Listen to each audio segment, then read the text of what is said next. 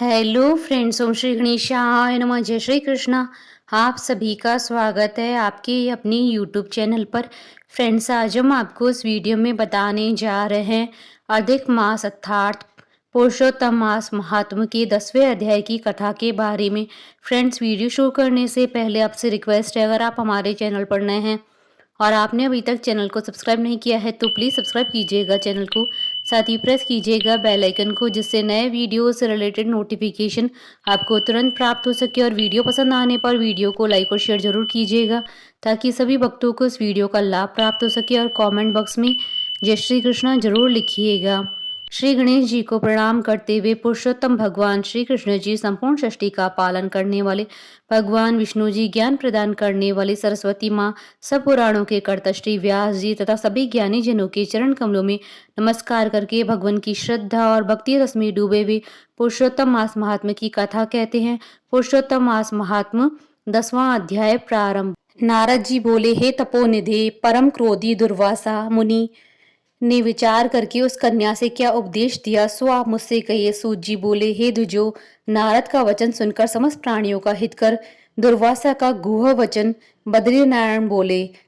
श्री नारायण बोले, हे नारद, मेधावी ऋषि की कन्या के दुख को दूर करने के लिए दुर्वासा ऋषि ने जो कहा वह सुनो। दुर्वासा ऋषि बोले, हे सुंदरी, गुप्त से भी गुप्त उपाय मैं तुमसे कहता हूँ। यह विषय किसी से भी कहने योग्य नहीं है, तथापि तेरे लिए तो मैंने ये विचार ही लिया है। मैं विस्तार पूर्वक न कहकर तुझसे संक्षेप में कहता हूँ। हे सुभगे, इस मास से तीसरा मास जो आवेगा वह पुरुषोत्तम मास है। इस मास में तीर्थ स्नान कर मनुष्य भ्रूण हत्या से छूट जाता है। हे सुंदरी, कार्तिक आदि 12 मासों में इस पुरुषोत्तम मास के बराबर कोई मास नहीं है।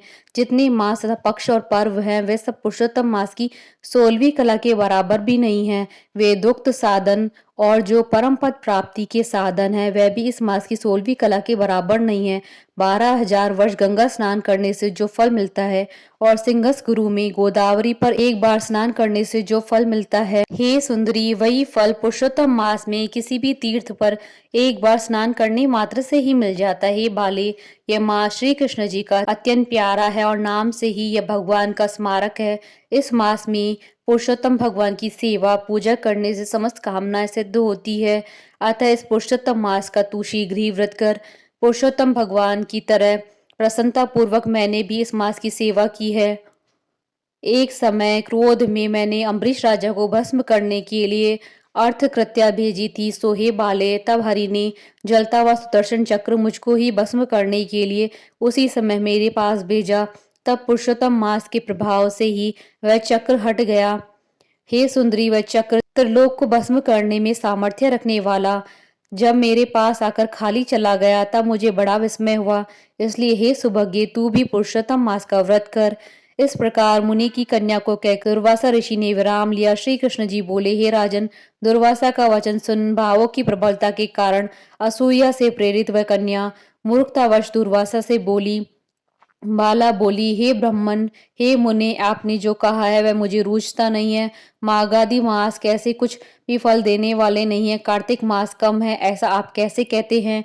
सो कहिए, वैशाख मास सेवित हुआ क्या इच्छित कामों को नहीं देता? सदाशिव आदि से लेकर सब देवता सेवा करने पर क्या फल नहीं देते हैं? अथवा पृथ्वी पर प्रत्यक्ष सूर्य देव और जगत की माता देवी क्या सब मनोकामनाओं को देने वाली नहीं है? श्री गणेश जी क्या सेवा पाकर इच्छित वर नहीं देते हैं? व्यतिपात आदि योगों को और शर्ववादी देवताओं को भी सबको उल्लंघन करके पुरुषोत्तम मास की प्रशंसा करते, क्या आपको लज्जा नहीं आती है? यह मास तो बड़ा मलिन है, सब कामों में निंदित है। हे मुने, रवि की संक्रांति से रहित मास को आप कैसे श्रेष्ठ कह सकते हैं? सब दुखों को छुड़ाने वाले परम श्री हरि को मैं जानती हूँ। हे देव, दिन रात श्री हरि का चिंतन करती हूँ। मैं जानकी पति राम और पार्वती पति शंकर के सिवाय और किसी को नहीं देखती हूँ। हे विप्रेंद्र, अन्य कोई भी देवता ऐसा नहीं है जो मेरे इस दुख को दूर करे। अतः हे मुने, इन सब फलदाताओं को छोड़कर कैसे इस मलमास की स्तुति आप कह रहे हैं? इस प्रकार ब्राह्मण कन्या का कहा हुआ सुनकर दुर्वासा मुनि शरीर से एकदम ज्वाजल्यमान हो गए और नेत्र क्रोध से लाल हो गए। इस प्रकार क्रोध में आने पर भी कृपा करके मित्र की कन्या को श्राप नहीं दिया और सोचने लगे कि यह मूर्खा है, हित अहित को नहीं जानती, अभी बुद्धि इसकी पूर्ण नहीं है। पुरुषोत्तम मास के महात्मा का विद्वानों को भी नहीं पता है, तो थोड़ी बुद्धि वाले पुरुष और विशेष करके कुमारियों को तो हो ही कहाँ सकता है। ये कुमारी कन्या माता पिता से रहित दुखाग्नि से जल रही है, अतः अति उग्र मेरे श्राप को कैसे सहन कर सकती है। इस प्रकार सोचकर कृपा से मन में उठे क्रोध को शांत किया और स्वस्थ होकर दुर्वासा मुनि उस अति वियल कन्या से बोले। दुर्वासा बोले, हे मित्र पुत्री, तेरे ऊपर मेरा कुछ भी क्रोध नहीं है। हे निर्भाग्य, जो तेरे मन में आवे वैसा कर। हे बाले, और कुछ भविष्य कहता हूँ, सुन। पुरुषोत्तम मास का जो तूने अनादर किया उसका फल तुझे अवश्य मिलेगा, इस जन्म में मिले अथवा दूसरे जन्म में मिले। अब मैं नर नारायण के आश्रम में जाऊंगा। तेरा पिता मेरा मित्र था, इसलिए मैंने तुझे श्राप नहीं दिया।